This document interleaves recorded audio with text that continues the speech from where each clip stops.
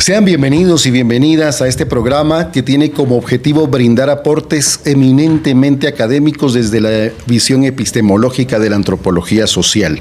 A nombre del Departamento de Estudios de Posgrados del Centro Universitario de Occidente de la Universidad de San Carlos de Guatemala y la maestría en Antropología Social, y a nombre de la realización de este programa creado por el Grupo Encuentros de Época, bienvenidos y bienvenidas a este podcast llamado Tejiendo Identidad.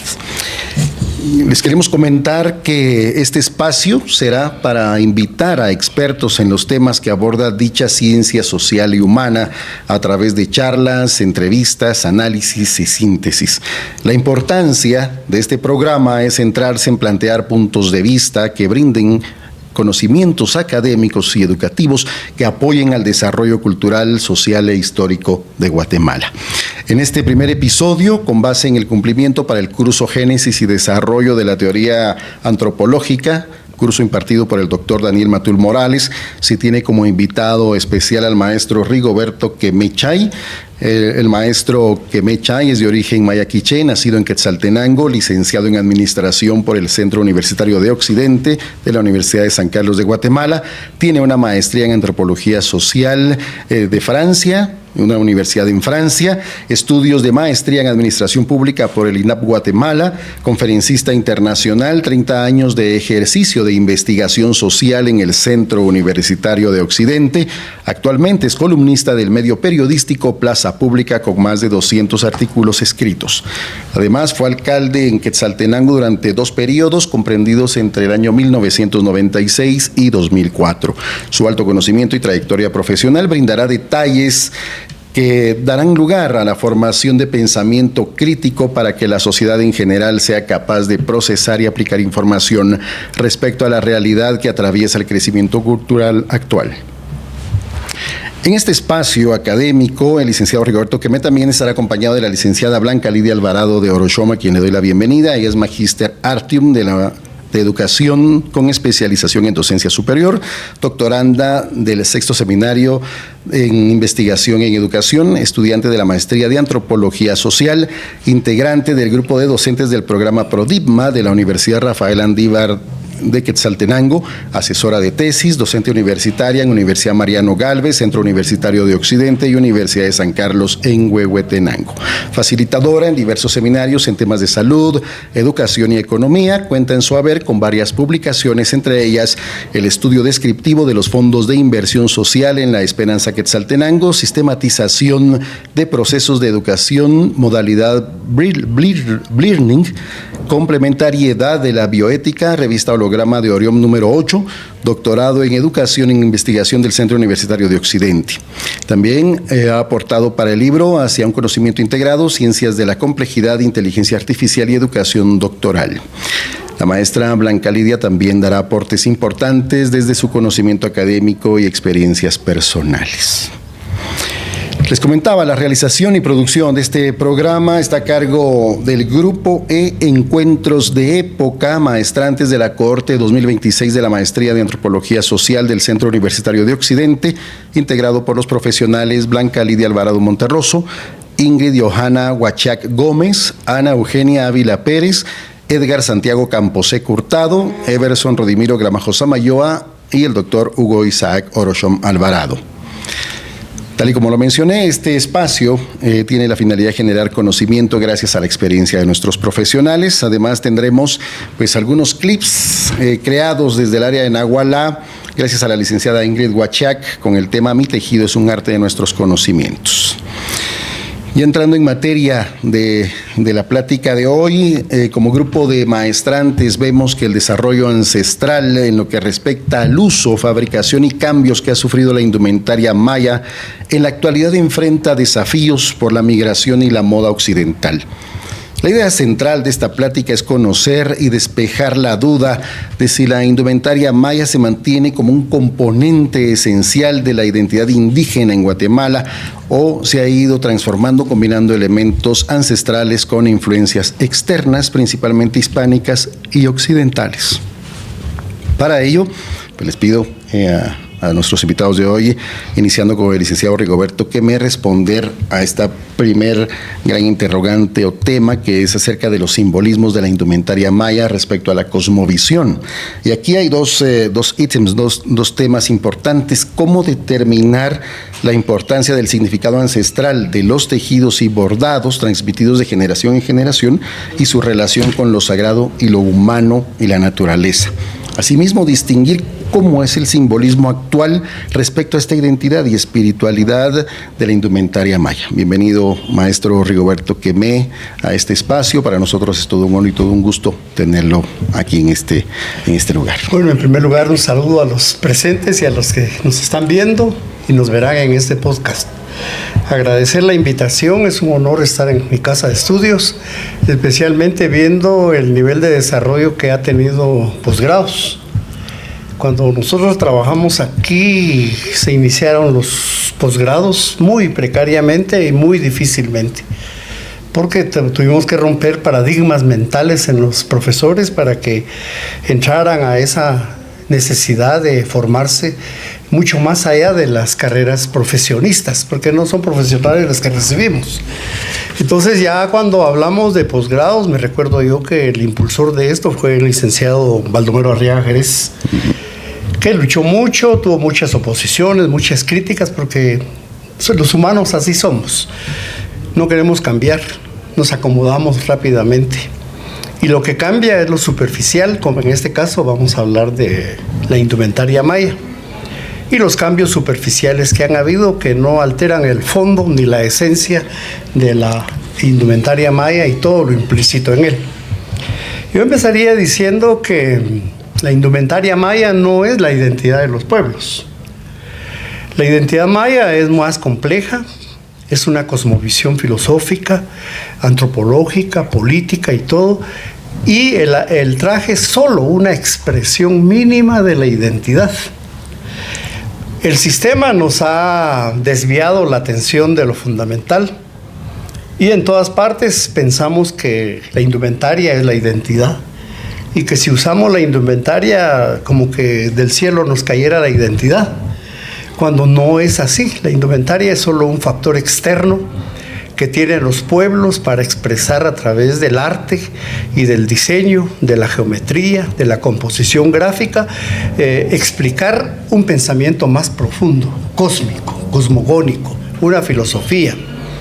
Entonces, en este sentido, hemos venido desde una corriente antropológica más propia de los pueblos, tratando de romper con ese criterio de que la identidad se reduce al traje, que muchos le llaman así traje. Y ahora como un proceso descolonizador se llama indumentaria.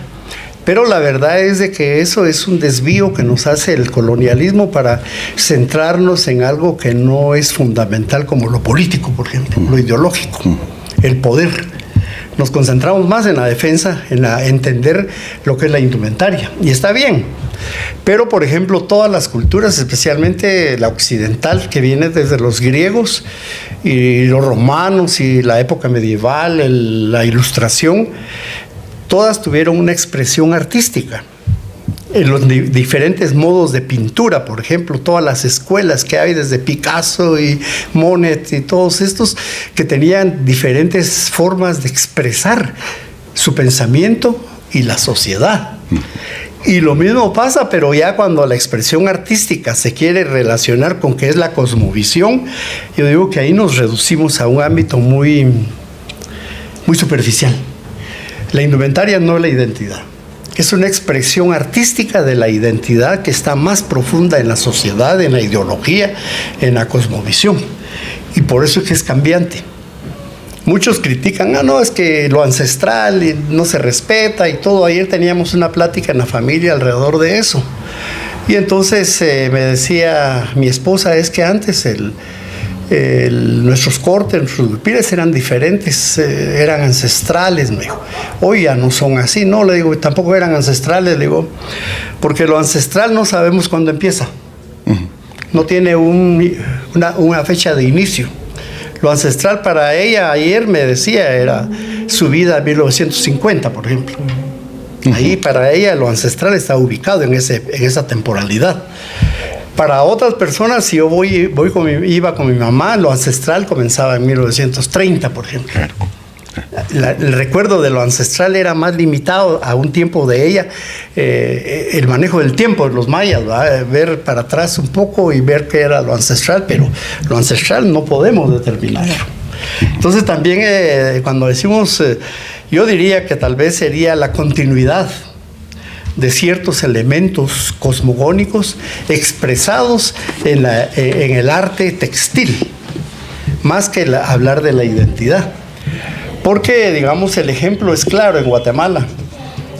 Políticamente, actualmente, muchas mujeres usan la indumentaria para lograr espacios visibles, espacios de poder, pero cuando la acción política se hace en contra de los pueblos, uno dice, no, eso no es la identidad.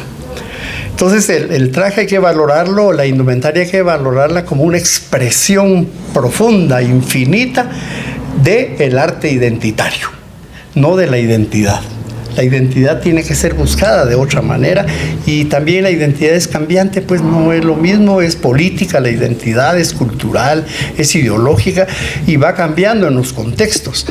Entonces lo que expresa la indumentaria maya es la permanencia de ciertos valores, de ciertos principios y la adaptabilidad que han tenido los pueblos para enfrentar el colonialismo. Si los pueblos mayas no hubieran tenido esa capacidad de adaptación, hoy no existiéramos. Hoy estuviéramos extinguidos o metidos en una cultura ajena. Pero las culturas indígenas de Guatemala, la cultura maya, la civilización mesoamericana más ampliamente, tiene una capacidad de adaptación a las tragedias sociales, a las tragedias físicas y a las tragedias humanas. Entonces, la expresión del cambio en la indumentaria es una expresión de la adaptabilidad de elementos más profundos, cósmicos e ideológicos. Excelente, muy bien. Muchas gracias, maestro Rigoberto. ¿Desea agregar algo más en cuanto a este punto? No, ahí está bien para respaldar el tiempo. ¿Está bien? Sí. Muy bien. Licenciada Blanca Lidia, es un gusto tenerla con nosotros hoy, también a manera de ponente en este tema importante del simbolismo de la indumentaria maya respecto a la cosmovisión. ¿Cuál es su punto de vista? Bueno, muchas gracias. Realmente hablar de la indumentaria maya es entrar en un proceso histórico en Guatemala, donde en las escuelas, en la educación escolarizada, en el pensamiento colonizador, se nos ha querido vender la idea de que los trajes mayas tienen un origen como de uniforme que se le puso a los pueblos para distinguirlos, para poder separarlos. Sin embargo, muchos estudios que se han hecho, y entre ellos platicábamos previo a esta entrevista, de que están las fundadoras del Museo Xquic del traje maya, en donde ellos han analizado un códice maya, en donde en ese códice maya, que lamentablemente está en una ciudad de Dresde, Sajona, Alemania, y que se cree que se fue adquirido a través de una mezcla o un negocio que hicieron en Viena, que estaba en una biblioteca de Viena, ¿verdad? Y que se cree que fue Carlos V quien se lo llevó allá, una biblioteca particular, y que después como un negocio se lo entregaron a Alemania, y que prácticamente ahí nosotros podemos ver que no solamente se nos ha quitado, se podría decir que parte de nuestra cultura, sino se nos ha robado, se nos ha sustraído la memoria histórica del pueblo. Sin embargo, en este códice que le podríamos decir que ya no se le va a llamar código de Dresde, sino es el código maya que está en Dresde.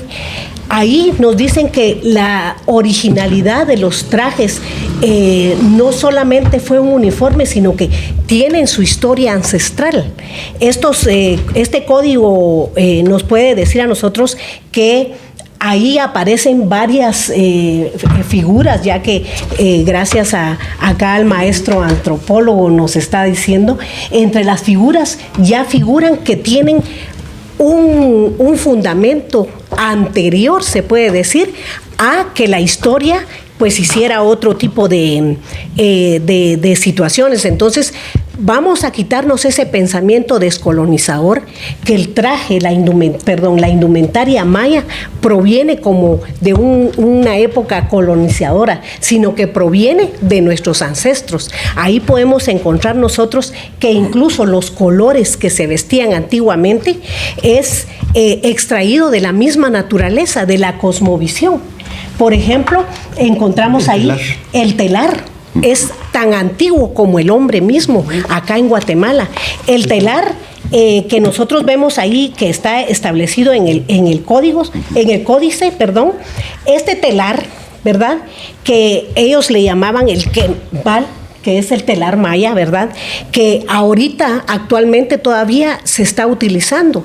Hay telar de cintura, ¿verdad? Y hay telar incluso de palito, que le llaman. Ellos en el códice uno puede encontrar elementos como el contador del hilo. El contador del hilo que era hecho de hueso y que era una forma de ir contando los hilos para ir creando cada uno de los diseños que representaban la cosmovisión en ese momento, el pensamiento de los antepasados. Entonces podríamos decir claramente que el arte textil maya tiene elementos importantes, y el primero es que utilizaban las plantas y animales para la producción de fibras, que producían también con las plantas, animales y minerales los tintes artesanales. Estos tintes artesanales que después fueron modificados directamente, por ejemplo, con la industrialización, que ya fue una forma de evolucionar, ¿verdad? Entonces, yo me recuerdo, ¿verdad?, cuando hablaban mis antepasados, que ellos hablaban que incluso no se usaba este hilo, el hilo de lustrina, que nosotros tanto nos flamamos de ser un hilo muy especial, porque antes se utilizaba la seda. Y entonces encontrábamos nosotros esos trajes que yo los he visto muy poco ahorita dentro de la sociedad quetzalteca.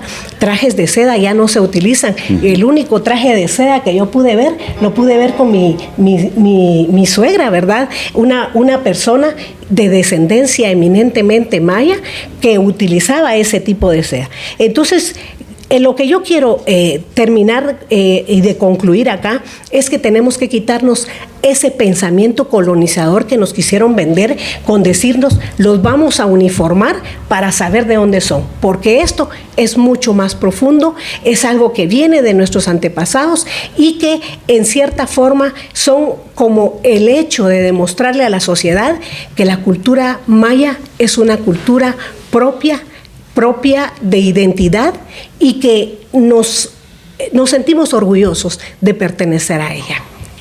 Muchas gracias, licenciada Blanca Lidia. Solamente a manera de conclusión de este tema, quiero que el licenciado que menos apoye, respaldando el punto del arte identitario, para profundizar un poquito, de repente 1 minuto, 2 minutos, para poder pues abrir un poquito más el tema en cuanto a este punto. ¿Qué es el arte identitario? ¿Cómo aplicarlo o cómo revitalizarlo en esta actualidad que vivimos?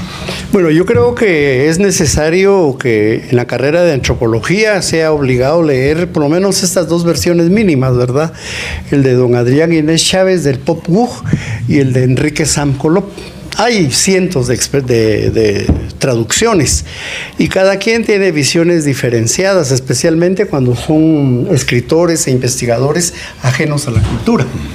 No es lo mismo cuando la gente, Enrique Sam Colop era doctor en lingüística, y él analiza el Popol Vuh igual que don Adrián Inés Chávez desde el fondo de los idiomas. En cambio, un antropólogo como nosotros, que no manejamos ya nuestro idioma, lo vamos a analizar desde el positivismo, desde la metodología occidental. Entonces, la interpretación de esa cosmovisión que está implícita y explícita en el Popol Vuh es diferente. Por eso, en la carrera si un antropólogo quiere ser pertinente, tiene que leer por lo menos estas 2 versiones. Hay nuevas todavía, pero yo a estas me refiero por ser nacidas desde la propia lengua o idioma, que tampoco son dialectos, ¿verdad? Porque ese es el otro término colonizador. Y también la artesanía. Nosotros ya venimos reivindicando quitarle ese término colonialista de la artesanía. y ponerle, como es su verdadero nombre, arte. Es un arte y una técnica y una ciencia. Está amarrado todo, la técnica, el arte y la ciencia. Y en este sentido, la pregunta que usted hacía es muy importante porque la expresión que hablaba la doctora aquí del telar de cintura, que es el original en toda Mesoamérica y América del Sur, importante eso, es una expresión de tecnología que utilizó la abstracción en un nivel bastante elevado para crear todo ese complejo de tejeduría. Y en eso, pues yo me podría decir que tengo cierta legitimidad de decirlo, porque nosotros somos tejedores. Nosotros nacimos entre los telares. Nos creamos y nuestra economía se basó en los telares. Y yo vi la adaptación perfecta del telar de cintura que mi mamá manejaba y el telar de pedales español que trajeron los invasores. Entonces toda esa combinación, esa adaptación es muy importante, pero lo que se transmite a través de esto es una tecnología y un proceso de abstracción profundo que tuvieron los pueblos. Cómo es de que todo el color, la geometría, el diseño permanece en el fondo, aunque cambie, aunque sea lustrina, aunque sea seda, aunque sea hilo, aunque sea jiquilite y todo, pero permanece la esencia de la abstracción de los pueblos. Yo pienso que el arte identitario no es solo el tejido, también era la astronomía, también era la escritura. Recordemos que el Popol Vuh se escribe más o menos en 1540 y los que lo escribieron fue porque aprendieron el castellano y aprendieron a escribir en castellano, y antes de que se muriera el recuerdo y la memoria, escribieron todo el Popol Vuh en el instrumento del invasor. Entonces eso es muy importante cuando yo hablaba de la civilización maya, cómo se adapta y cómo adapta y adopta sin perder la esencia. Eso es muy importante. Muy bien, muchas gracias, maestro Quemechay. Habíamos comentado que la licenciada Ingrid Huachac produjo algunos videos, algunas cápsulas en cuanto al tema Mi tejido es un arte de nuestros conocimientos, y vamos a ver cómo es que desde el área de Nahualá efectivamente se crea este hermoso arte.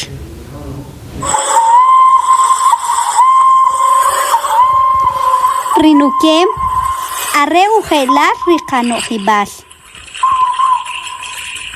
Wekinkem riwatsiak. Choktahem kinkem rikakulmatahem. Chilam rikabantajik.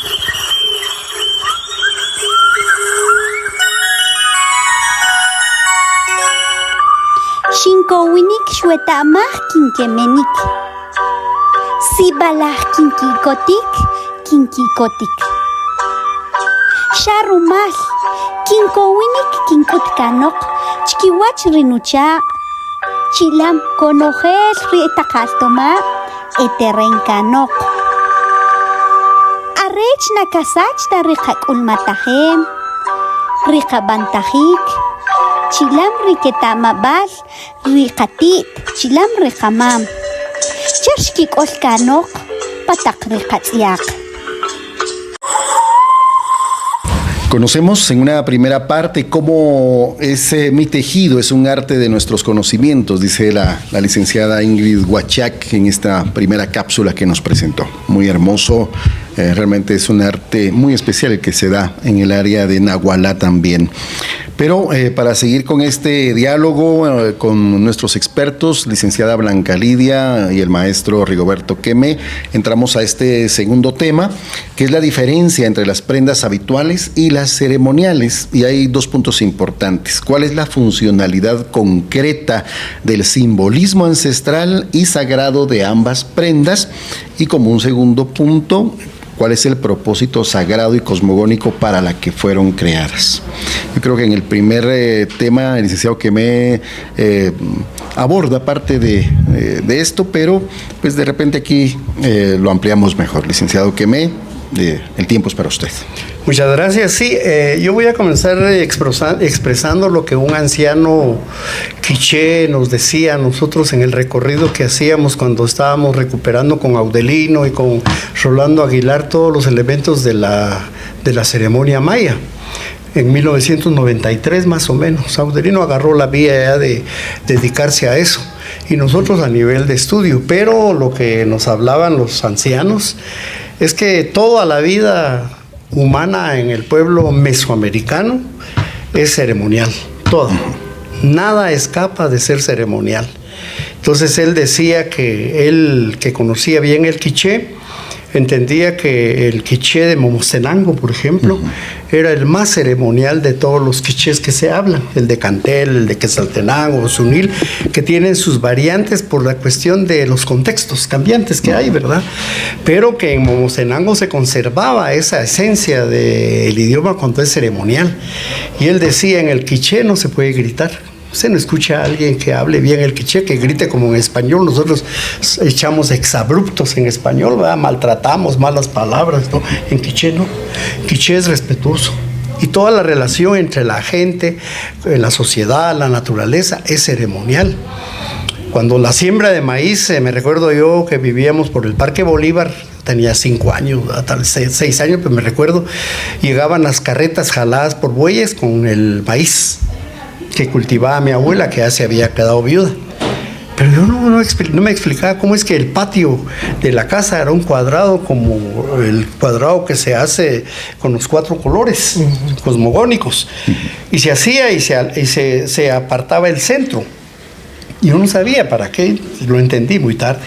Y el maíz, mire, lo ordenaban con un respeto y una ceremonia, lo besaban, la mazorca, escogían las más grandes para perpetuar la semilla, para darle continuidad a la semilla. Y en el centro hacían un altarcito de la milpa con las hojas y todo, y ponían los 4 colores del maíz. Y quemaban su copal, mi abuela, la ceremonia y todo, antes de pensar en vender el maíz. Entonces lo ceremonial está implícito en la vida de los pueblos. Nosotros ya no somos ceremoniales. Nosotros, mi mamá les decía a mis hermanas, no salten sobre un canasto, no se suban a un árbol porque son mujeres, y respeten, decía. Entonces los ceremoniales implícitos, y eso se mira en los casamientos, y es ahí donde está la diferencia gastronómica. Por ejemplo, la comida es ceremonial. Un pepián no se puede comer si no hay una ceremonia antes, y no se puede hacer incluso si no se hace una ceremonia. Las señoras cocineras, que hacen, con todo respeto, son autoridades que hacen los recados, a ellas se les da un respeto en las fiestas tremenda. Tan así que cuando ya es el baile final del son, la madrina y la novia van a ir a traer a la cocinera para que baile a la par de ellos. Le regalan su traguito y una flor y comienzan a bailar la ceremonia. Quiere decir que la comida es ceremonial, el idioma es ceremonial, la relación política es ceremonial, la escritura es ceremonial. Y eso está reflejado en la indumentaria maya, pero como yo digo, es solo una parte nada más de una cosmovisión mucho más infinita. Muy bien, muchas gracias, licenciado. Solo para terminar, la muerte. Por favor. La muerte también, yo me recuerdo que en la mente de nuestras mamás y abuelas sí estaba claro para qué se usaba cada huipil. El de luto, el de medio luto, el del casamiento, el cotidiano y el ceremonial. No cualquier traje se pone uno, ¿verdad? Por ejemplo, eso de la cultura del traje de luto y medio luto aquí en Xela, yo no lo he visto en otras partes, todavía aquí se conserva eso, pues. Ya cuando el muerto ha pasado su tiempo y el mismo tiempo ha hecho su efecto en la subjetividad de las personas, ya se comienza a poner medio luto. Y pasado otro tiempo ya se puede poner colores. Sí, incluso el tiempo que se guarda el luto también es importante. Sí, eso varía. No. Varía. Gracias, licenciado Queme. Licenciada Blanca Lidia, por favor, su tiempo. Muchas gracias. Yo creo que lo que dice acá nuestro maestro invitado tiene mucha relevancia. La indumentaria trasciende la función de vestirse. Es un lenguaje narrativo. Es que entrelaza la espiritualidad, la identidad y la sociedad. La diferencia que podría yo encontrar tal vez en las prendas habituales o de diario, ¿verdad? Y las ceremoniales es el contexto en que se utilizan.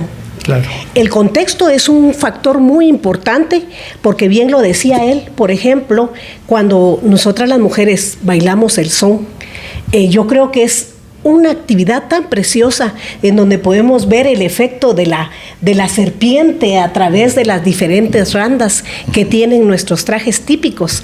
Por eso es que se usa el corte... La indumentaria variada, se puede decir, ¿verdad? Con una randa de colores. Esa cosmovisión nos ha llevado a tener cierta espiritualidad y cierto respeto.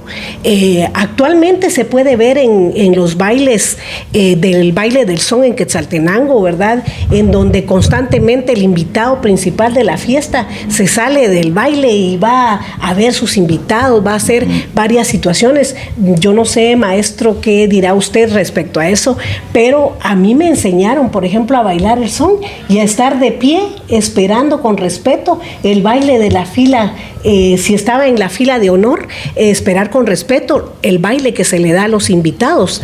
En Quetzaltenango, por ejemplo, he visto yo ciertas combinaciones que se han hecho en donde se va bailando el son, se puede decir, y ya incluso la están bailando las filas. Se puede decir que se van entremezclando las filas, cuando antiguamente se usaba incluso como un contador de tiempo.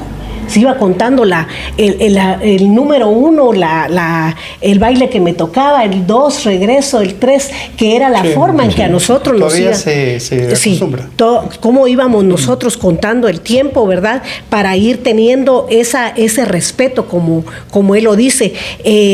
Antiguamente, y lo que él ha dicho ahorita, por ejemplo, de las personas que se encuentran cocinando, hoy en la actualidad ya no se acerca el dueño de la fiesta para ir directamente a agradecer el alimento que ha sido preparado por manos quetzaltecas, que tienen bastante, se podría decir que impacto en la espiritualidad y en el respeto que nosotros tenemos que tener. También podríamos decir que dentro de la epistemología del arte se han encontrado vestigios en donde el arte maya no solamente se ha encontrado, como él dice, en una parte de lo que nosotros tenemos, sino también en vasijas, platos, en murales y que todo eso está contemplado directamente en el Códice Maya. Entonces podríamos nosotros decir que todos esos dinteles, estelas, figurías han sido como el preámbulo. Hoy en la actualidad tenemos a muchos artistas que se dedican a promocionar a través del tiempo el arte que ha perdurado. Como decían en nuestras clases académicas, ¿verdad? Ha pasado el tiempo y sin embargo no ha muerto la historia. Ha pasado el tiempo y seguimos de pie.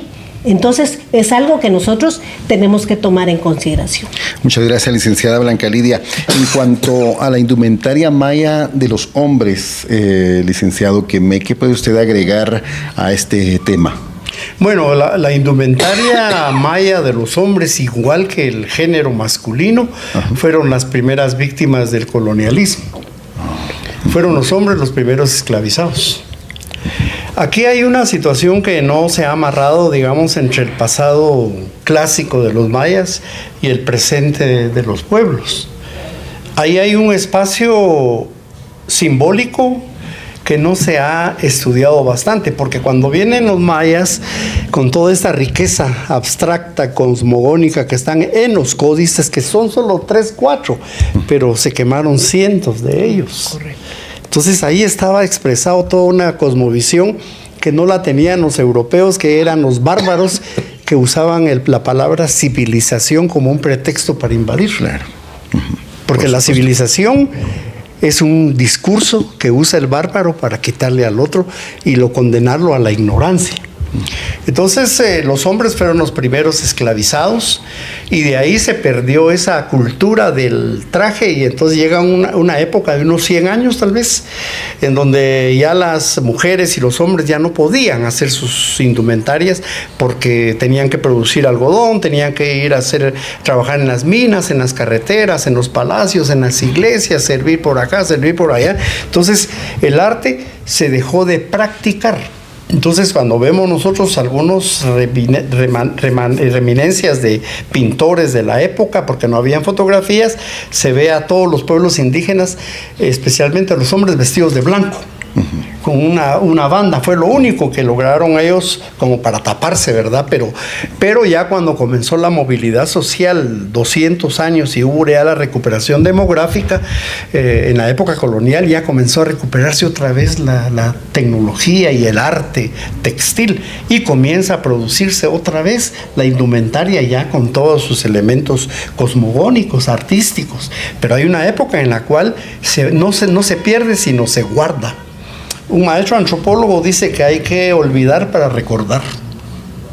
Esa fue la estrategia que usaron los pueblos. En el momento olvidar, pero era para como archivar, digamos, hoy en la computadora. Archivamos para después sacarlo, ¿verdad? Entonces eso hicieron los pueblos, pero los hombres son los que sufrieron porque ellos fueron llevados a muchas partes, América del Sur, murieron en las minas y todo, no tenían tiempo de vestirse culturalmente. En cambio, las mujeres guardaron esa cosmovisión, y cuando ya hubo cierta liberación de la esclavitud y de la servidumbre, comienza a renacer otra vez todo este arte que hoy está en un punto muy alto. Muy bien, muchas gracias, licenciado Quemé. Basado en un tercer gran tema de esta charla, en cuanto al uso y utilización en la actualidad de la indumentaria maya, ¿cómo podríamos, desde su punto de vista profesional, desde luego, cómo revitalizar la importancia ancestral del uso adecuado de esta indumentaria maya? Licenciado Quemé. Yo me recuerdo que cuando nosotros tejíamos en 1950, porque yo nací en 1945, ya tengo 81 años. Entonces, cuando nosotros vivíamos en el Bolívar, mi papá era tejedor y nosotros ahí estábamos alrededor de la tejeduría. Pero en 1960, después de la Guerra Mundial, por eso la geopolítica y los pueblos indígenas debe estudiarse desde el punto de vista antropológico también. Cuando vino la modernidad, después de la Segunda Guerra Mundial, se dejó de usar mucho la indumentaria. Para nuestros pueblos el progreso era... La modernidad y el progreso era no pensar en la cultura pasada, no usar la indumentaria. Entonces hubo una transformación de generaciones en donde se perdió el uso de la indumentaria y quedó recluida en ciertos niveles comunitarios más que todo. Entonces ahí viene el asunto de que nosotros perdimos en un momento dado, por la modernidad y la integración, la asimilación que nos imponía el Estado, perdimos mucho de esos valores, guardamos muchos de esos valores artísticos y culturales. Pero ya a partir de 1960, Quetzaltenango es el ejemplo en donde surgen los primeros profesionales universitarios. Uno de los primeros abogados, Augusto Sacre Cancojo, el primer abogado de 1950, no habían más. Otros que surgen en 60, ya en el 70 comienzan a aparecer médicos, otras profesiones. Esa movilidad económica permitió también usar la indumentaria, utilizar la indumentaria desde el punto de vista político. Hoy el uso de la indumentaria es política, porque yo quiero expresar mi identidad y la única forma que lo hago es a través de una expresión superficial de la identidad, que es de la indumentaria. Y por eso es de que cada día hay más extenso. La tejeduría se perdió. Se refugió en el área MAM, en Concepción, Chiquirichiapa, donde quedaron las tejedoras que quedaron con la cosmovisión quiché. Porque también ese mito de que mames y quichés como que en guerra, no. Quetzaltenango era el ejemplo de convivencia de los mames y quichés antes de 1524. De ahí, por cuestiones de tierra, se pelearon indudablemente como todos los pueblos. Pero la convivencia, la interrelación familiar en Quetzaltenango es muy importante. Yo recomendaría que trajeran al doctor Carlos Freddy Ochoa, con este estudio que terminó hace poco y que colaboramos con él, de ver el espacio territorial y político de Xelajuj, porque así están en los CODIA y en los títulos. Y ahí se mira que el nombre de Culajá era quiché, era mam, no era de uno de los dos pueblos nada más. Había cierta convivencia con todas sus tensiones. Pero a lo que quiero llegar yo es de que Quetzaltenango tiene un ejemplo, la punta de lanza de la movilidad económica, social y política de los pueblos, que después Chimaltenango, Cobán, más tardíamente Huetenango, San Marcos, van atrás en ese ascenso social. Y en todos los pueblos hay una reivindicación de la cultura políticamente a través de la indumentaria. Hay que ver el caso de San Pedro Zacatepeques. Yo conocí San Pedro Zacatepeques desde muy niño, que allá íbamos a vender. y ya no se usaba la indumentaria, solo las señoras grandes usaban su corte amarillo y nosotros les vendíamos hilo y hacíamos sus huipiles.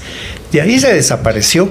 Yo tuve alumnos y alumnas aquí en el Centro Universitario de San Marcos y ninguna vestía la indumentaria. Ninguna. Todas ya estaban ladinizadas desde el punto de vista del traje.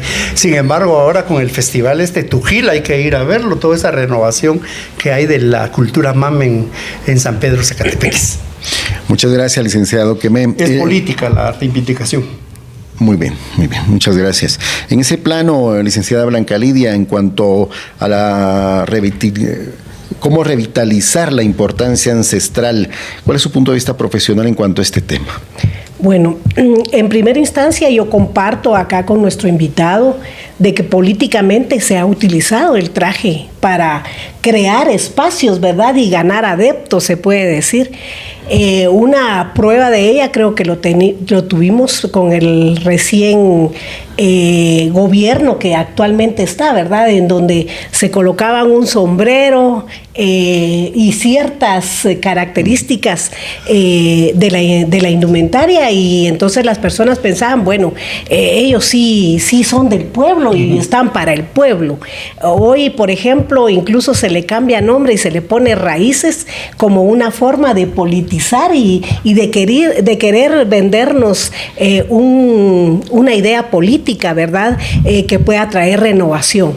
Yo creo que los espacios que se están teniendo, por ejemplo, yo tuve la oportunidad de trabajar en el área de Huehuetenango y a mí me llamaba mucho la atención ver a jóvenes universitarios en las diferentes carreras con su traje típico recibiendo las clases. Indumentaria. La indumentaria maya recibiendo sus clases. Es más, utilizando su idioma. Utilizando el idioma que cada uno de ellos tenían. Entonces, esto se ha ido perdiendo por muchas situaciones, muchos fenómenos sociales. Yo creo que lo económico también lo tenemos que tocar en estos temas.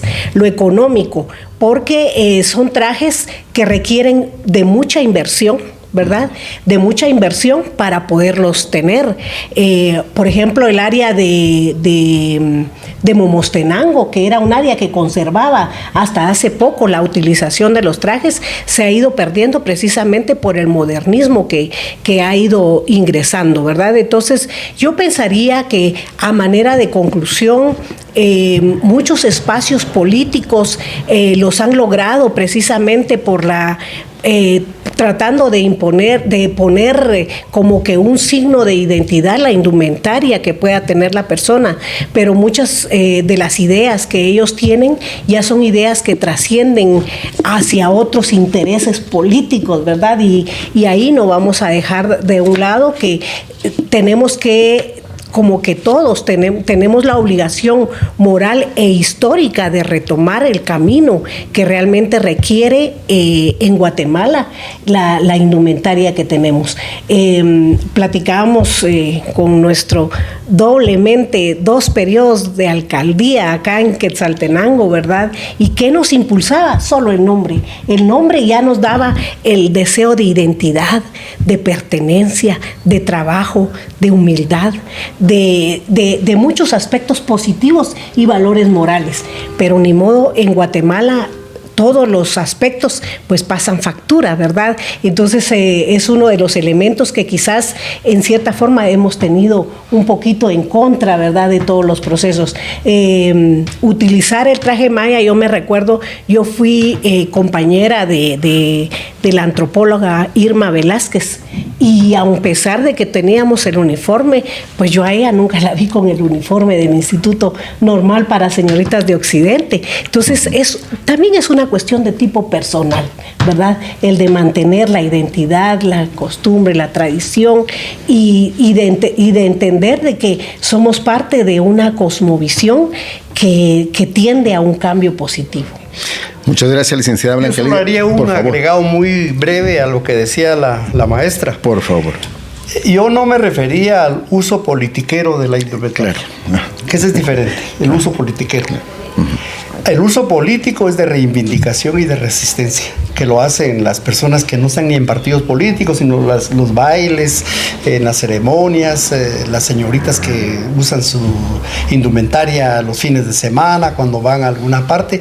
Esa es la resistencia política que se utiliza la indumentaria. Una parte de la identidad, pero hace falta profundizar los idiomas y la cosmovisión, no basta. Correcto. La indumentaria.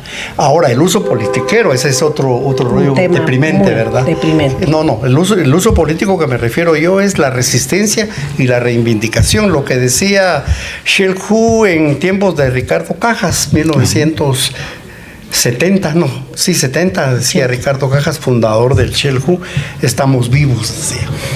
Entonces, cuando decía estamos vivos, era una consigna bastante importante, pero ahora estamos vivos cuando la gente usa la indumentaria como una expresión de resistencia política, no la politiquería, que eso tiene razón usted, ese es más deprimente todavía. Correcto.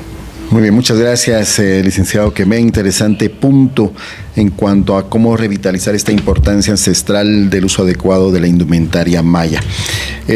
Tenemos una segunda cápsula de la licenciada Ingrid Huachac. Gracias por el aporte que ella nos hace desde el tema Mi tejido es un arte de nuestros conocimientos. Ruk kikotemas, kamik, kimban renukem. Arech kin la apu, choque kin kolkanok, ruk ronojel nu loobas, rikabantajik, rikikulmatajem, rikinojibas, lekatit rikamam. Kin mas yoshir, lekutbas etamabas, okashem kanok, lewatit, chech lenunan. Tekuri lenunan, shu ashech chech lewats. Shak heri, ashesh kanok, wale inomas, no hibas, chuechin. Agradecemos a la licenciada Ingrid Huachac en esta segunda entrega de este tema Mi tejido es un arte de nuestros conocimientos, que también viene a aportar conocimiento en esta charla que tenemos con el licenciado Rigoberto Quemé Chay y con la licenciada Blanca Lidia, hoy tratando de sintetizar este gran tema, el uso de la indumentaria maya. Hablando de la transculturación de esta indumentaria y haciendo un análisis profesional de la permisividad que se da en la actualidad y esta influencia actual de los cambios y formas a los que enfrenta el uso y fabricación de la indumentaria. Les pongo algunos ejemplos. La adaptación de elementos europeos, por ejemplo, o los experimentos que hacen los diseñadores, algunos diseñadores de ropa que ya hacen recortes, por ejemplo, de los huipiles y los colocan en otros fragmentos o en otras prendas de vestir. Y lo que decía la licenciada anteriormente, el cambio de los materiales por una situación económica, que también de una u otra manera pues altera, digamos, la fabricación original de esta indumentaria. Licenciado Quemé, pues nuevamente es un gusto tenerlo, le dejamos el tiempo en este tema. Bueno, yo plantearía con un documento que le envié a Everson sobre la folclorización. Exacto. Aquí hay dos cosmovisiones que no son inválidas. Cada civilización tiene su cosmovisión. Por ejemplo, la occidental es individualista, depredadora, económica, guerrera, lo que sea, pero es su cosmovisión. Los pueblos tienen otra cosmovisión. Entonces, dentro de esa cosmovisión de la dominación cultural, el mercantilismo es la esencia de la civilización occidental. Cómo mercantilizar todo, los saberes, la naturaleza, la indumentaria, la cultura se mercantiliza para tener plusvalía, pues esa es la esencia de la cultura occidental. Entonces, cuando nosotros vemos a diseñadoras poniendo pedazos de corte en los zapatos, haciendo moda moderna, es la mercantilización de la cultura y no se puede evitar. porque vivimos en un sistema en donde convive el neoliberalismo con modelos económicos propios, pues, ¿verdad? Entonces yo digo que es una lucha inútil decir, no, que no sirve, que mire lo que están haciendo con nuestra cultura. No, yo digo que nosotros tenemos que concentrarnos en conservar la identidad cultural a través de todas las expresiones, la pintura, el arte, la indumentaria, todo eso, y reconstruirla paulatinamente según los contextos. Porque si ustedes se recuerdan, el jiquilite fue uno de los elementos que mercantilizó la colonia. Y nosotros usábamos el jiquilite, lo íbamos a traer a Zunil, nosotros le llamábamos zacatinta, no le llamábamos su nombre biológico, llamémosle así.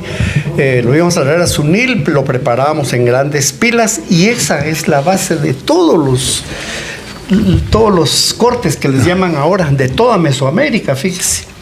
El azul, índigo. Esa era común en todos los pueblos. No había diferencia entre quichés, cachiqueles y mames, sino que el color índigo del jiquilite era como una cosmovisión integral y amplia. Después viene lo que dijo la licencia maestra, de que vino la tinta alemana, por ejemplo, ¿verdad? Pero los pueblos la adaptaron. No se perdió el sentido, no se perdió el fondo. Y yo lo pongo como ejemplo de que no sé si es transculturación o es una adaptación cultural inevitable. Estamos en contacto con el mundo. Tenemos que aprender y tenemos que enseñar. Tenemos que adaptar y tenemos que adoptar. Entonces no se puede ser culturas encerradas como bolas de billar, ¿verdad? Solitas, navegando en el infinito del cosmos y del mundo. No, tenemos relaciones. El jiquilite, y después se usó, digamos, era el algodón nada más. ¿Cómo costaba tejer el algodón en los telares? Porque como es más duro, hay un trabajo sacrificado, me acuerdo yo. Pero después viene la lana. La lana se usó en Momostenango y todo, porque la oveja se introdujo por los españoles, castellanos. Y los pueblos adoptaron la lana. En Huehuetenango, los capixay y todo eso, ¿verdad?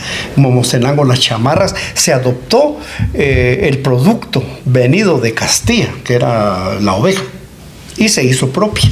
Es que esa adaptación es valiosa. Los pueblos tienen una capacidad de adaptarse. Y es lo mismo del Popol Vuh, cuando los escribas mayas aprenden el castellano y aprenden a escribir. No importa si se los enseñó la iglesia, no importa. Pero ellos recuperaron toda la memoria y la escribieron en el lenguaje del dominador. Y yo pongo ahora ejemplos, con todo respeto aquí al doctor Rochon, cómo se usa ahora, tal vez sin quererlo, pero hay un gen ahí que nos obliga a adaptarnos al mundo. Los pueblos mayas sin perder la esencia, cuando él habla de lo hologramático. Ese es un concepto que nos da a entender mucho esa profunda cosmovisión de los pueblos, ¿verdad? Con modelos conceptuales actuales.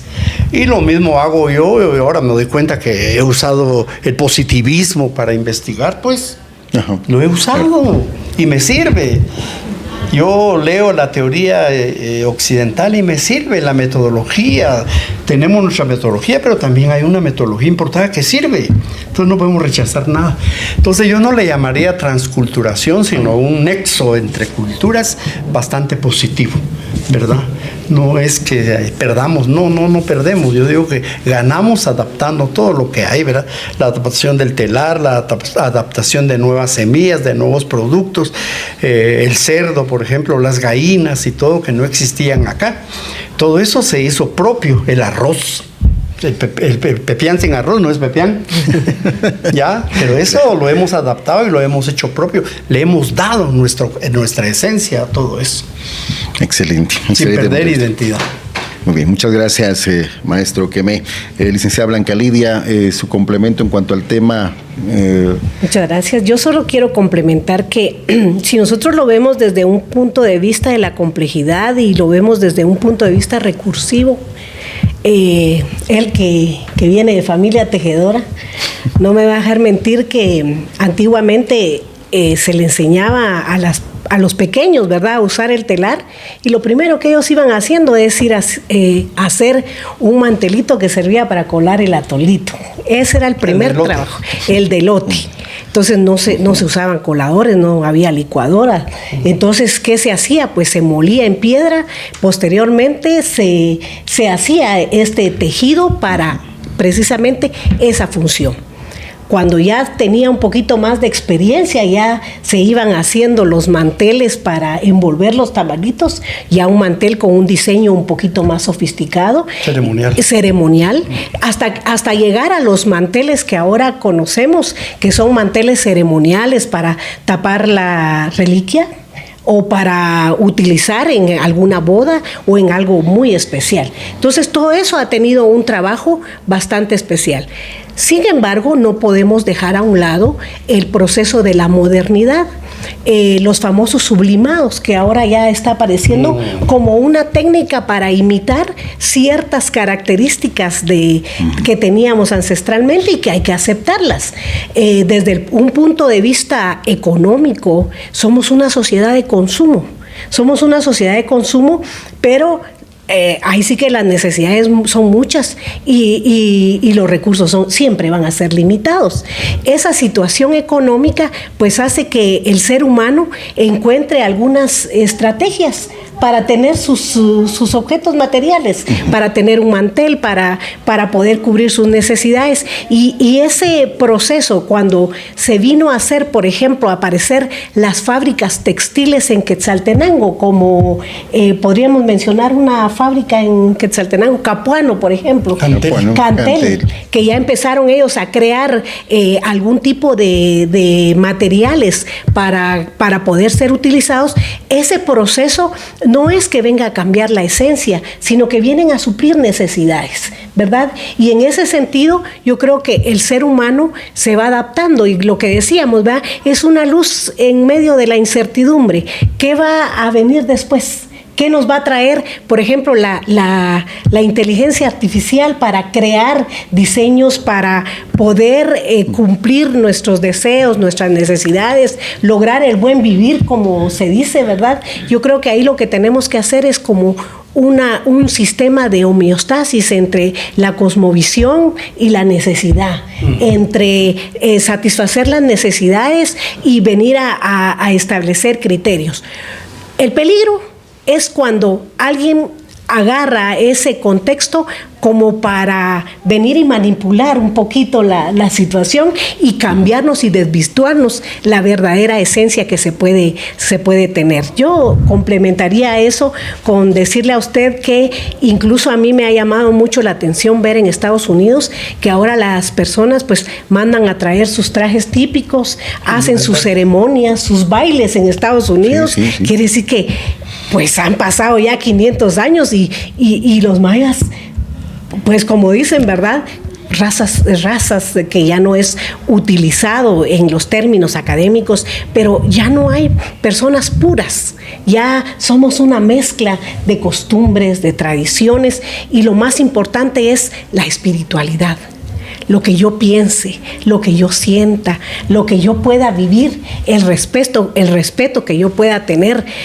Yo a mis hijos cuando eran pequeños les decía, un mantel para envolver tamalitos no se emplea para limpiar la mesa, porque cada cosa en su lugar. Entonces eso sería parte de lo que tenemos que ir entendiendo. El ser humano es complejo.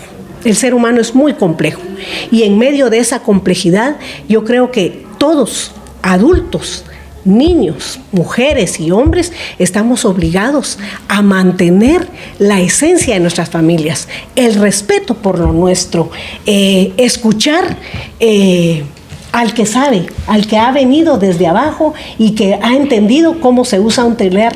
Y yo creo que las cápsulas son más que ilustrativas en esta opción, en entender que lo que ha pasado es de que como que se ha limitado más al uso de las damas, y por eso se pierden los caballeros el traje, porque las damas lo usamos más, ¿verdad? Porque somos nosotras las que escogemos entre un mantel de palito y de hecho con un telar de palito o hecho con un telar de cintura, ¿verdad? Pues nos han enseñado a entender qué es cada una de esas actividades, y yo creo que por eso es de que la identidad es muy nuestra. Muy bien. Muchas gracias, licenciada Blanca Lidia. Muchas gracias, licenciado Quemé. Realmente el aporte de conocimiento académico que se está brindando en este programa creo que puede dar origen a que se escriban un sinfín de temas y sobre todo pues aportar al conocimiento general en cuanto a este tema de la indumentaria maya. Vamos a cerrar con una tercera cápsula de este tema de Mi Tejido es un arte de nuestros conocimientos. Agradecemos a la licenciada Ingrid Huachiac que ha mandado este material desde el área de Nahualá. Aquí termina este reportaje que ella hizo. Continuamos con los expertos luego de esta tercera cápsula. Kinwutzir salana, ubanik lenukem. Arech kinkohla lenupot.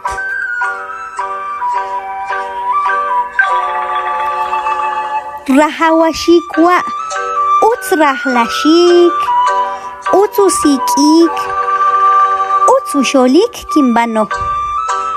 Tekuri, utzutokik kimbankanok, arech hel kakah lenupot. Shaheri kiwukaah, ruk ronojes nulo obas, ronojes nukishbalis, rikabantajik, chilam rikat ulmatahem, riojo hahmayak. Wekinkem riwatyak, choktahen kinkem rikat ulmatahem, chilam rikabantajik. Agradecemos a la licenciada Ingrid Huachiac por este tema. Mi tejido es un arte de nuestros conocimientos en 3 cápsulas que ha presentado durante este programa. Muchas gracias, licenciada Ingrid Huachiac. Bueno, a manera de cierre en cuanto al tema central de esta charla, en cuanto al uso de la indumentaria maya, hay una pregunta que es bastante interesante en cuanto a la situación que pasó nuestro país respecto al conflicto armado interno. La pregunta en concreto para los dos es: ¿qué repercusiones hay en la indumentaria maya durante el conflicto armado interno? Licenciado Quemé. Muy bien, yo me voy a remitir a lo que se planteó al principio cuando Diego de Landa miró todo el bagaje científico que tenían los pueblos. Contra eso se fue el colonialismo. Es decir que el artículo, yo les voy a compartir el artículo que saqué ayer en Plaza Pública que tiene que ver con esto. Sí, lo leí. El antiintelectualismo de la civilización occidental. Una lucha contra la intelectualidad. Recuerda que el fascismo en España, en un momento dado, en el tiempo de Franco, dicen muera la inteligencia. El colonialismo no va con la inteligencia, porque no hay forma de dominar si no se quita la inteligencia. Entonces, la arremetida contra los pueblos, cuando vieron la magnitud civilizatoria que tenían, era arremeter contra la intelectualidad. Porque la intelectualidad es una resistencia, es un potencial, es un código oculto, es un poder. Entonces, se arremetió contra eso. Y eso pasó con los pueblos. Porque la lucha revolucionaria, cuando comenzó en el Oriente, pues era una lucha de clases. Campesinos, proletarios contra la oligarquía. No había ningún componente. En 1972, cuando fracasaron en el Oriente por Carlos Arana Osorio, se vienen al norte de Huehuetenango, Quiché y todo eso. Y entonces la guerrilla viene a descubrir el mundo maya. Y entonces comienzan a utilizar las demandas de los pueblos mayas para meterla en la lucha armada. La cultura, la tierra y todo eso ya no era solo el proletario. Eso sí le asustó al sistema, de que la lucha reivindicativa tuviera un elemento cultural, cosmogónico, que no era el mismo del proletariado, la lucha de clases, sino que era una lucha de pueblos, una lucha de civilizaciones. La única forma era volver otra vez al pasado colonial, de arremeter contra la intelectualidad y en los símbolos intelectuales de los pueblos. Entonces, por eso arremetieron contra las mujeres y sus indumentarias. Yo estuve con Rosalina Tuyuk en Comalapa cuando fueron a exhumar unos cadáveres en la base militar. yo me iba a desmayar, de veras. Cuando vio que niñas con su indumentaria estaban ahí, solo la indumentaria existía ya porque ya los cadáveres ya se habían descompuesto. La indumentaria enterrada. Tiene un simbolismo tremendo del colonialismo, un simbolismo de poder violento. ¿Por qué las iglesias se construyeron sobre lugares sagrados? Xela es un ejemplo. La catedral está sobre altar sagrado. Chichicastenango está construido por unos lugares sagrados más importantes del área. Esquipulas igual. Todos los símbolos de poder colonial se implantaron violentamente sobre esos códigos ocultos civilizatorios. Eso fue lo que pasó en la guerra, ¿verdad? Pero a pesar de eso, la memoria persiste. Va usted al área Ixil, yo trabajé y por eso les traigo estos dos ejemplares de la estrategia económica desde Luz Caslemal. Porque nosotros trabajamos en el quiché tratando de ver qué concepto tiene la gente de Luz Caslemal y no lo tienen, pues, va, porque ellos lo viven. Nosotros somos los preocupados de hacer conceptos, categorías, de encasillarlo todo en categorías. Estamos por la ciencia occidental. El pueblo no, el pueblo vive Luz Caslemal, fíjese. Claro. Sí, es una práctica, ¿va? Entonces ahí cuando vimos en Nevaj, es increíble, y después lo fuimos a encontrar en Chajul, todo ese reavivamiento de la indumentaria en el Triángulo Ixil, que fue uno de los más sacrificados. Por eso digo yo, la indumentaria es resistencia. Es decir, aquí estamos vivos. A pesar de que nos enterraron, aquí estamos, ¿va? ¿Y qué vale la expresión? La indumentaria. Todo eso de Nevaj está lleno de tiendas donde venden la indumentaria maya, ¿verdad? Del lugar. Vamos a Chajul igual. Y ahora en todas partes, fíjese. En todos estos lugares. Sí, entonces sí, se quiso enterrar a la intelectualidad maya con la violencia del Estado. Pero la memoria no se puede erradicar. Les voy a mandar el artículo de ayer, hablo de eso, fíjese. Sí, muchas gracias, licenciado Quemé. Licenciada Blanca Lidia, ¿desea usted complementar algo acerca de este tema, hablando acerca de la repercusión de la indumentaria maya durante el conflicto armado interno? Imagínense ustedes hablar 36 años de guerra. Sí. Es toda una vida vivida. Es toda una vida. Es recordar los momentos de los pueblos arrasados, de esos pueblos que muchas veces era gente que no sabía ni por qué se le perseguía, ¿verdad? Que fueron instrumentalizados y una forma de exterminio, podríamos decir, ¿verdad? No tenemos que irnos a otros países para hablar de exterminio. La emigración que provocó la guerra, donde nuestros pueblos, los sobrevivientes, tuvieron que irse hasta a refugiar a México y a otros lugares para poder salvar su vida y su descendencia. Es una situación que enmarca un sistema de dolor que podremos decir que se firmó los acuerdos de paz y que se hicieron precisamente dentro de los acuerdos de paz aspectos especiales para mantener viva nuestra historia, para que no perdiéramos nuestra esencia.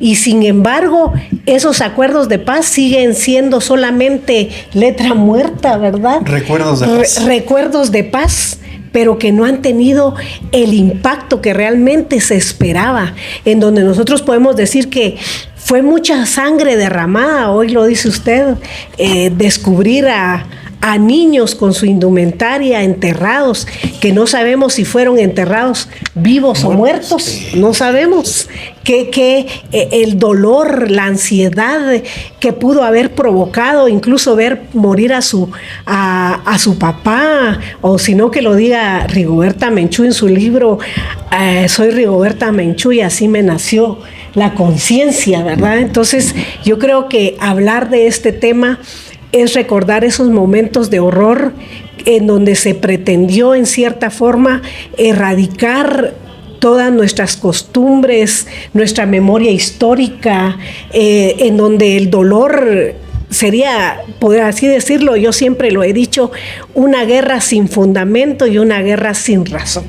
¿verdad? Que solamente arrasó a nuestros pueblos, pero que quedó en la historia de Guatemala y que no lo podemos dejar a un lado, ¿verdad? Yo creo que lo que nos queda a nosotros es agarrar un poquito, que yo lo miro un poco contradictorio, ¿verdad? La epistemología del sur de Sousa de Santos, que habla del buen vivir, ¿verdad? El buen vivir, que dice que tenemos que vivir en armonía, que tenemos que tratar de respetarnos mutuamente, de entender que la verdad no la tiene nadie. No hay, la verdad no la tiene nadie. Cada quien vive su propia verdad. Y hoy lo que nos queda solamente es recordar con mucho dolor en nuestro corazón, recordar esos momentos de angustia y decir de que ¿qué nos queda a la clase académica? Hacer lo que dice acá nuestro invitado, nuestro maestro: escribir, indagar, enseñar, formar, aprender a agradecer lo que tenemos, ¿verdad? Para decir, ojalá que realmente se cumpla lo que una vez escribió el padre Falla: Guatemala nunca más. Entonces, podríamos decir que están los códigos ocultos. Sí, siguen los códigos ocultos. Hoy ya no es una guerra, es la manipulación de pueblos para intereses personales. Muchas gracias, licenciada Blanca Lidia. Le agradecemos mucho al licenciado Rigoberto Quemé por su presencia y por haber aceptado esta invitación también. Les agradecemos a nombre del grupo Encuentros de Época, este grupo que pertenece a la maestría de Antropología Social 2026, y a manera de dar cumplimiento pues a este trabajo del curso del licenciado Daniel Matul Morales. Queremos agradecerles de verdad infinitamente por este aporte académico que han dado, y pues como conclusión o a manera de conclusión pues nos queda pues decir que el simbolismo de la indumentaria maya es una manifestación profunda de la cosmovisión, historia e identidad de nuestros pueblos, y que sin lugar a dudas es una memoria viva más que como una simple vestimenta o accesorio folclórico. Es algo muy profundo y que ojalá que se siga transmitiendo de generación en generación. Gracias por sus aportes. Queremos agradecer al Departamento de Estudios de Posgrados del Centro Universitario de Occidente de la Universidad de San Carlos de Guatemala, al doctor Edgar Camposeco, su director, también al doctor Armando Pu, coordinador, y al doctor Daniel Matul, que es el profesor de este curso. ¿Desean dar un punto de vista final para cerrar este programa?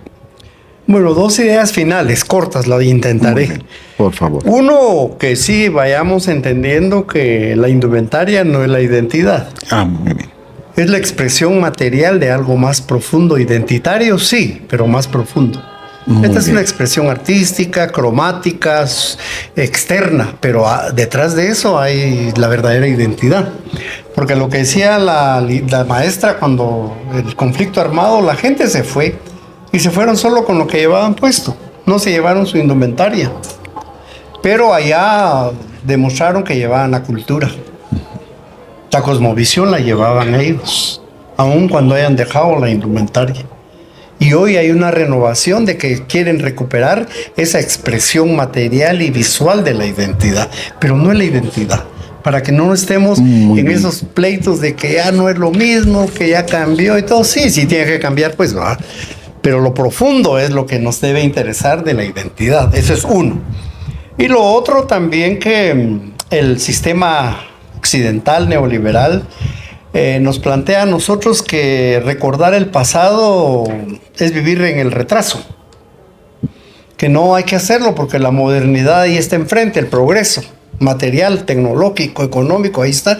Y que para qué vamos a recordar el pasado, que eso es volver a una civilización deprimente o no válida, ¿verdad? Pero ahora ya muchos filósofos occidentales, que a mí me parece valioso, están cuestionando ese ataque contra el pasado. Porque dicen que lo que decían los abuelos, nosotros el pasado es lo único que tenemos enfrente, dicen, no el futuro. El futuro no lo tenemos enfrente, lo que tenemos enfrente es el pasado porque pasó. Porque lo vivimos, lo recordamos. Entonces el pasado hay que verlo adelante, cambiar ese orden de brújula. Hay que volver al pasado con ojos críticos, de recuperación. No para vivir como antes, con ollas, caites y todo eso. No, esas son expresiones materiales. Entonces yo voy a terminar leyendo un párrafo de un filósofo que está muy actualizado, se llama Agamben. Lo pueden buscar en las redes sociales. Yo el libro no lo tengo, este autor lo menciona. Entonces dice, esto nos lleva a preguntarnos por la relación que establecemos como pensadores con nuestro propio presente. En Desnudez del 2011 de Giorgio Agamben, así se llama, propone volvernos anacrónicos y romper la unidad con el presente como una forma de resistir el conformismo que caracteriza la vida contemporánea. No coincidir con nuestra época, volviéndonos anacrónicos, es visto como una forma, tal vez la única, de interpelar este presente de forma comprometida. Interesante el planteamiento del filósofo. Nosotros nos quieren meter en el presente para ver un futuro incierto y olvidar el pasado. El pasado nos debe servir para impulso, ¿verdad? Correcto. Yo creo que observación alguna ya no hay con el comentario que hace el licenciado Kemenchay. Desea despedirse, licenciada. Muchas gracias por su participación. Muchas gracias. Yo agradezco en primer lugar a mi grupo por haberme designado para aquí hacer un acompañamiento aquí a nuestro experto, que yo creo que nunca terminamos de aprender. Tenemos que entender que hay una ecosofía, ¿verdad? Tenemos que estar en constante comunión con el medio ambiente, con el respeto a la naturaleza. Y quizás sea el fundamento especial en donde entendamos la complejidad del ser humano.